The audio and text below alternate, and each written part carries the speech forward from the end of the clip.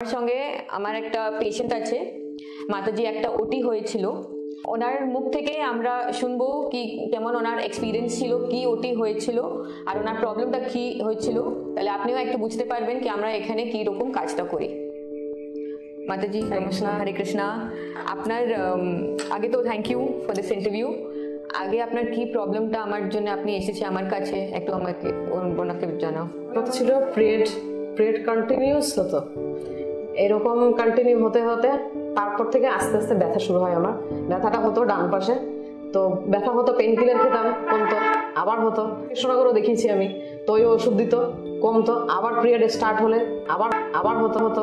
তারপরে আমরা ম্যাডামের খোঁজ পাই, তো সেখানে আমরা যাই, উনি আমার পরীক্ষা দিয়েছে, ওষুধ দিয়েছে, মেডিসিন খাওয়ার পরে কিছুটা রিলিফ ছিল, তো জাস্ট আবার সেটা বেড়ে যায়। মহাপ্রভুর কৃপায় আমরা ওনাকে পেয়েছি এখানে, তো এখানে আমি দেখাতাম, দেখানোর পরে মানে ইদানিং এটা বেড়ে যায়। আমার যে মানে জরায়ুর সমস্যা ধরা পড়ে রিপোর্টে, তো সেটা মানে ইদানিং ব্যথাটা শুধু বাড়তে থাকে, বাড়তে মানে দিনে 2 থেকে 3 বার করে ব্যথাটা হতো। তো পেন কিলার আমি এরকম দিনে 2-3টে খেতাম। লাস্ট এমন পর্যায়ে যে যার ধরুন আমার মাতাজির কাছে আসা, লাস্টে আমার ওটি হয়েছে, তো আমি এখন অনেকটাই সুস্থ আছি, ভালো আছি। তো মাতাজিকে আমরা মানে আমাদের 2 স্বামী স্ত্রীর পক্ষ থেকে মাতাজির কাছে অনেক অনেক অনেক কৃতজ্ঞ।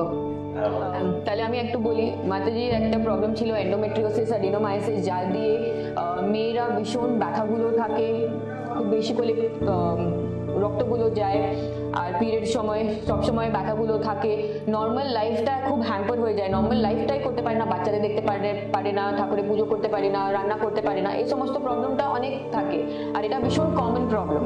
তাহলে যদি কাউকে এরকম কোনো মেয়ে কোনো প্রবলেমগুলো এরকম থাকে, যদি কোনো ইরেগুলার পিরিয়ড, না হয়তো বেশি করে পিরিয়ড, ভীষণ ব্যথা, স্বামী স্ত্রী মেলামেশি করতে পারে না, এই সমস্ত যদি কোনো প্রবলেম থাকে, তাহলে আমরা এখানে খুব ভালো করে চিকিৎসা করি। যদি কিছু প্রবলেম হবে প্লিজ আমাকে একটু অবসর দাও আপনার সেবার জন্য। থ্যাংক ইউ, হরে কৃষ্ণা। যদি কিছু